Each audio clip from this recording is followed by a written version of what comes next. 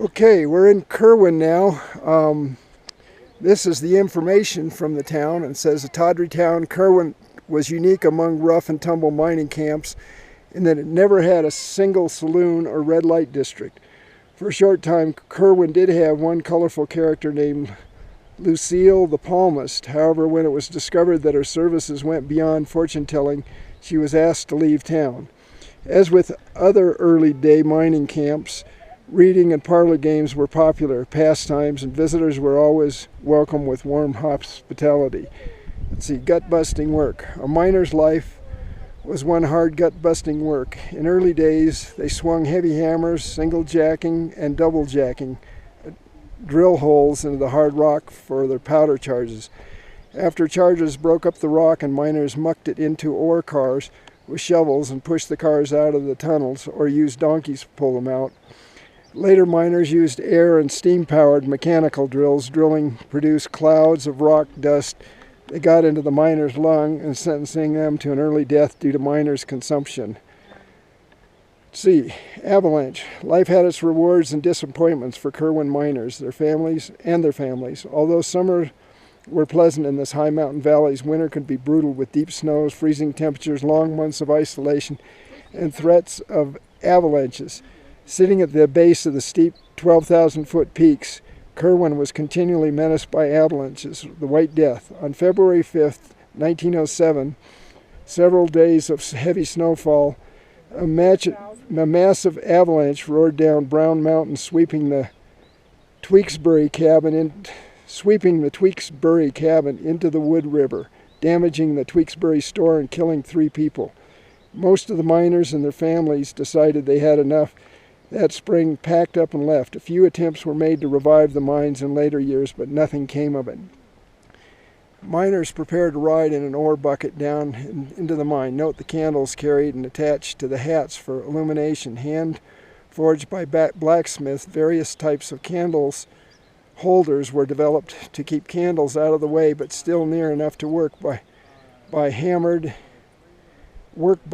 hammered into rock or wood or hung over a convenient beam. But still near enough to work by. Okay, sorry about that. The lamps were near enough. Okay, let's see if you can see these.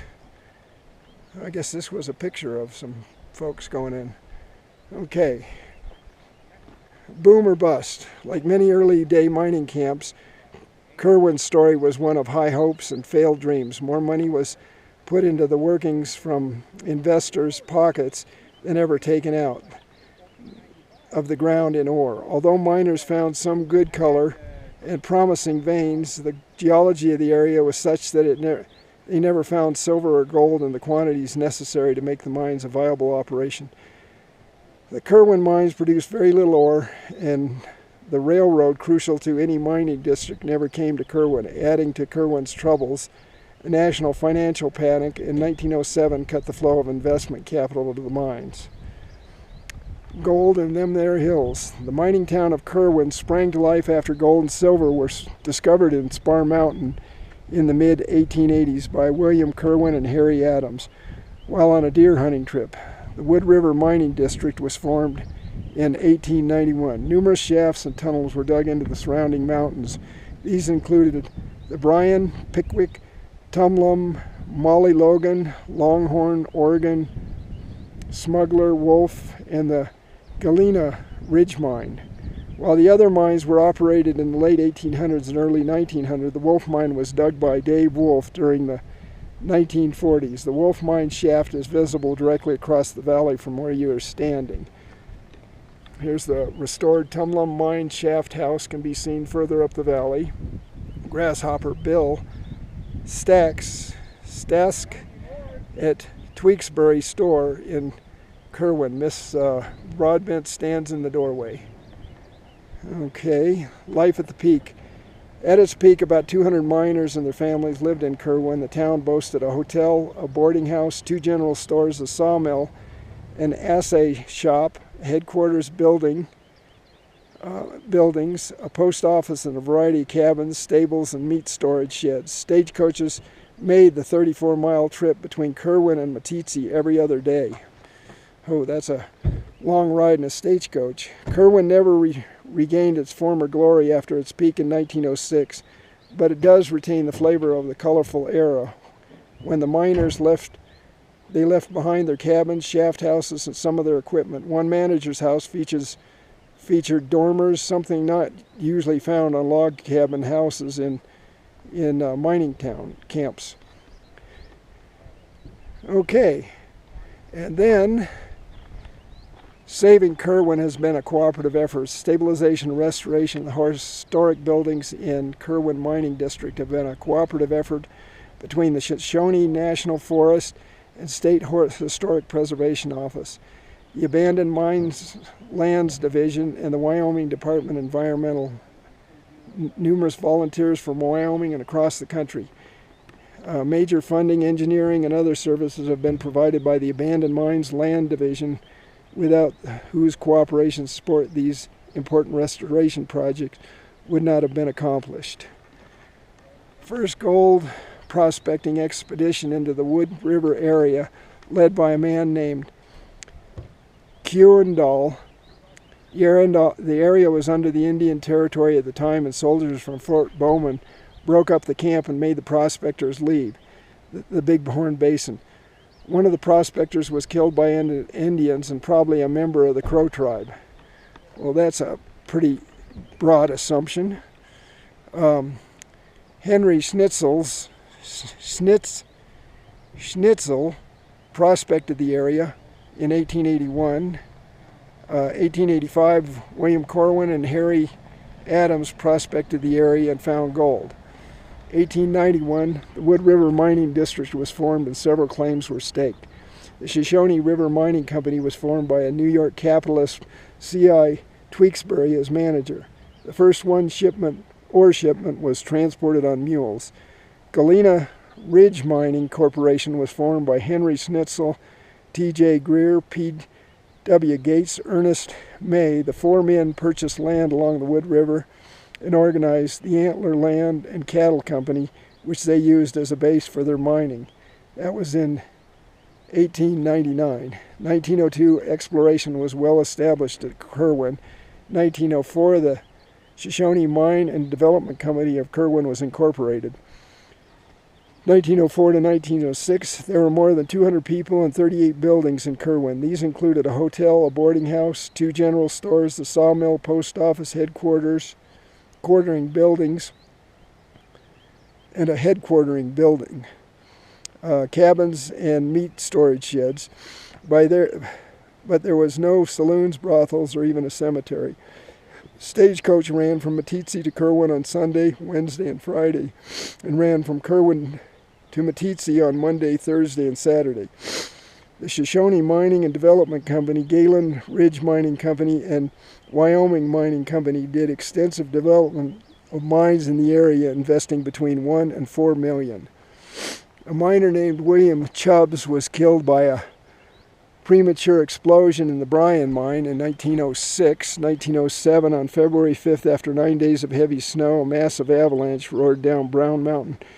It engulfed Tewksbury store and home, swept them into the Wood River, killing 3 people, Mr. and Mrs. Charles Burnell and John Reynolds. Later that spring, most residents left. In 1907 to 31, Henry Schnitzel acquired control of most of the land, 3,300 acres, including 144 patented mining claims. 1914, C.I. Tewksbury closed his mine and continued to come to Kirwin every summer to operate his store for sheepmen in the area until 1922. 1917, R.J. Chapman tried to reorganize the Wood River Mining District and revitalize the operation. World War I was raging, and metal prices had risen, but his efforts were of no success. 1922, the first automobile came to Kirwin, a Dodge driven by Mr. Winkley of Du Bois, Minnesota. Okay, 1925, Henry Schnitzel tried to promote mining in the area again, but to no avail. And then 1931, Carl Dunrud purchased Schnitzel's holdings from his widow, Carl Carl Dunrud purchased Schnitzel's holdings from his widow. He built the Double D Dude Ranch 6 miles below Kirwin. 1934, Amelia Earhart visited the Double D Dude Ranch and asked Carl Dunrud to build her a cabin near Kirwin. It was never finished as she disappeared in her attempted around the world flight. Okay, 1940, Charles Wolfe had a patent claim. He constructed the Wolfe Mine shaft house and dug a vertical shaft. 1959, Duke Wilson of Sonora, Texas, purchased the Kirwin properties from Carl Dunrud. The American Metals Climax Mining Company purchased Kirwin from Duke Wilson. AMAX conducted extensive operations in the area and mapped a rich deposit of copper under Spartan Mountain. Plans to mine were dropped after copper prices fell and startup expenses for the operation became too high. And then that was 1962. In 1992, the Richard King Mellon Foundation and Conservation Fund purchased Kirwin from AMAX and donated it to the public. The Shoshone National Forest assumed management of the area. 1999, stabilization and restoration of the historic buildings in Kirwin Mining District begins. So there you have it. This is Kirwin right here. All the mines. There's some people running across there. And one of the gentlemen said, this ravine you're looking up right there, there's a herd of 14 elk. But I don't think you're going to see them on this camera. It's just not that strong. And then this is the surrounding mountains. And up, up, up, up, up, up. This is the mountains above us. And in spite of the road coming in, they do have facilities.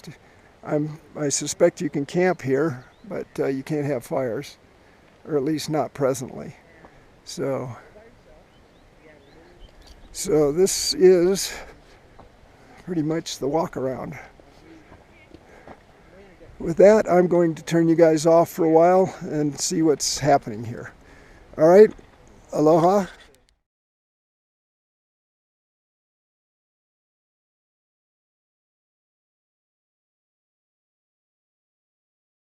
Okay, we're walking into the main mercantile buildings of Kirwin. So I wanted you guys to see this. It looks like a church, but it's not. It was the mercantile, post office. What else was it, John?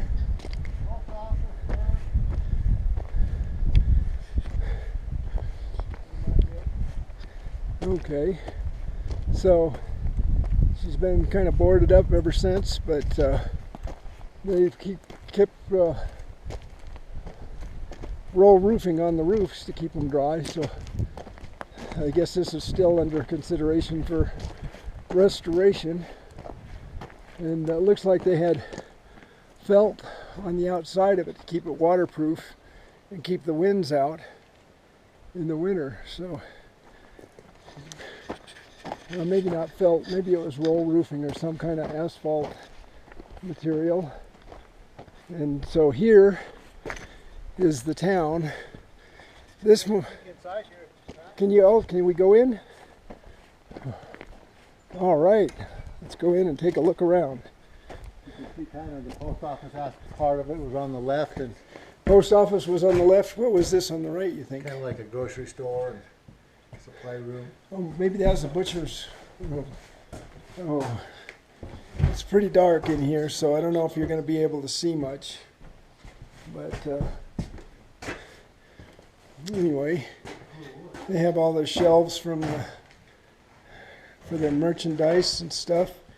I'm sorry, I just don't have. There might be down here some more light. Looks like. See if this works out. Oh, they had electricity in here too. Yeah. Wow. They were living large. Here's another room. Yeah, I guess they had to store a lot of stuff to get people through the winter. Yeah. Yeah. And they had real glass windows. Oh, Here's our storeroom. all right.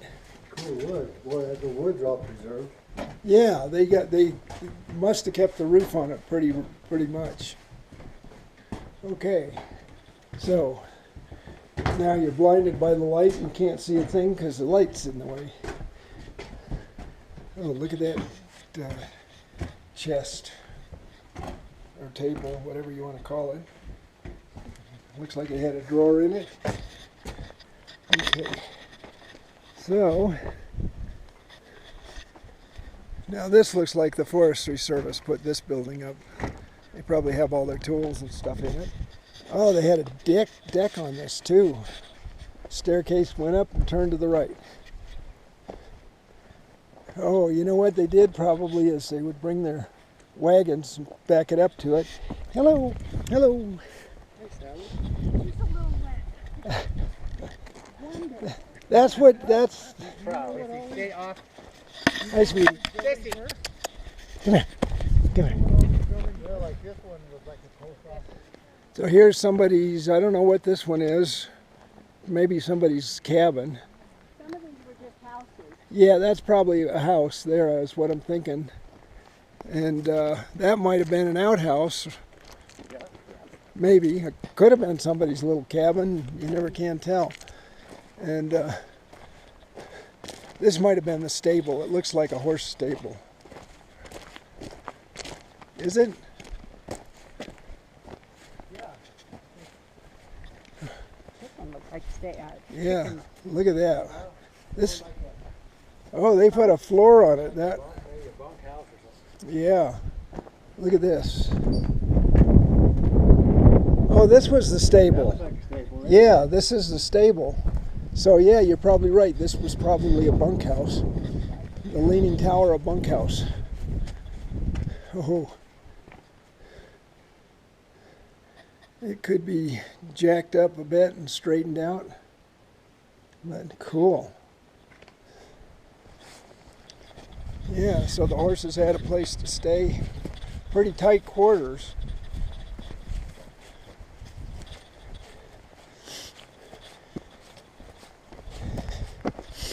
This must have been, Gold mining. yeah. Like a track.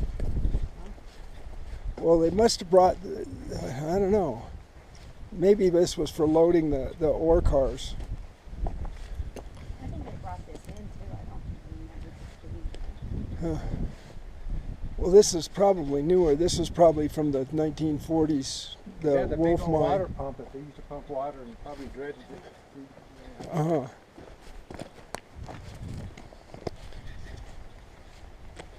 It's funny, you That can, building down there was where the administrator lived. oh yeah. Kind of the main mine boss. Well, there were a bunch of mines in here at one time. Yeah. But yeah, I guess there were 4 guys that kind of formed a consortium, and there's a little, maybe that's the outhouse too, or, and then that's the Wolf Mine right there. Go in that still kind of has a lot of the equipment and stuff. Huh. That's cool looking inside.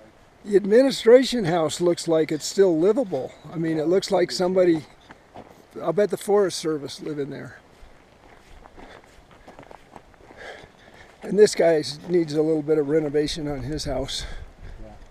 Yeah. It's not looking too solid. Just kind of let it go. He lost everything in Yeah. So where would the landslide that wiped him out? It must have come down this I think it side. was right. I think it was actually up there, John, in that valley when we walked that one time. Huh. In where we saw the road going up. I think it was that way. Well, this is the Wolf Mine.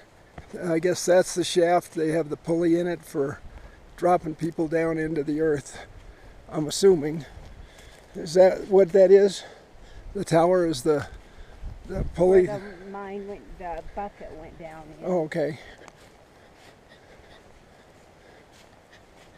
So their mine is just straight down then, under the building. And I think behind too. Oh.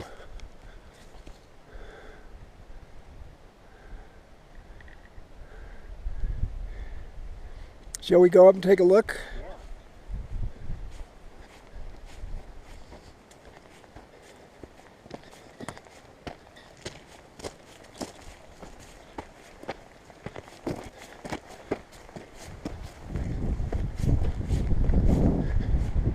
Here's the building, up close and personal. I guess they've maintained the stairs reasonably well. And if they haven't, well, we'll find out.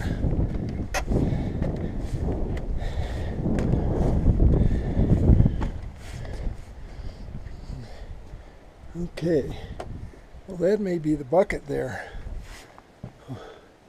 They would drop that down here, or here, or up there, maybe. Shoots, I don't know. There's no wheel above, so I certainly don't know how it works.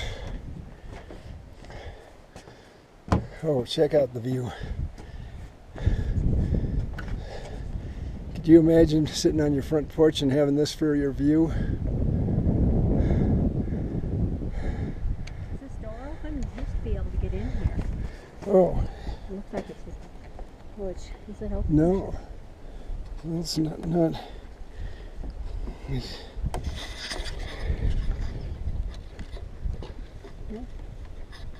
I think it's stuck.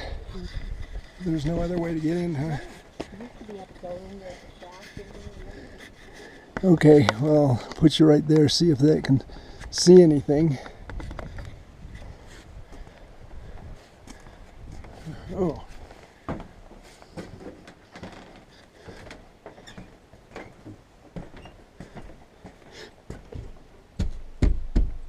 Mm.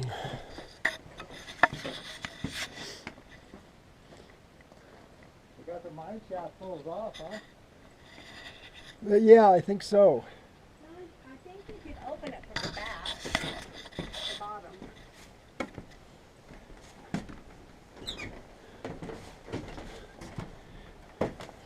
All right, well. There's nothing upstairs and everything. That's not always. I think somebody just showed it. Oh. Can you see anything in there? I can't.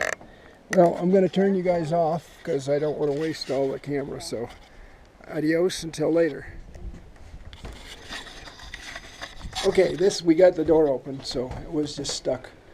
It wasn't locked or anything. So, and then somebody's built a new staircase, so apparently it's safe to go upstairs. All right. Oh, here's the pulley system.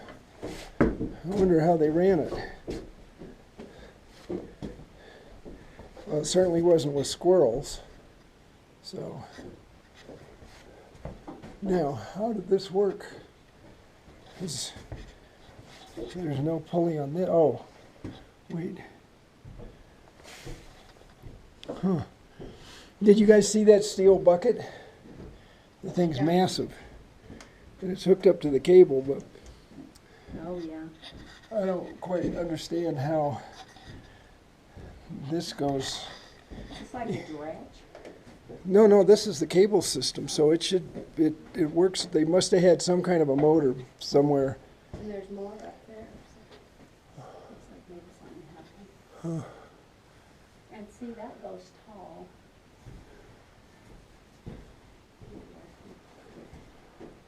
You know, maybe there was an old pulley hanging up in there, and this went up there to that pulley and down. That would be my guess. Because see, there's a notch in that board. So, but I don't know what I'm talking about, so I'm going to let everybody go because I don't.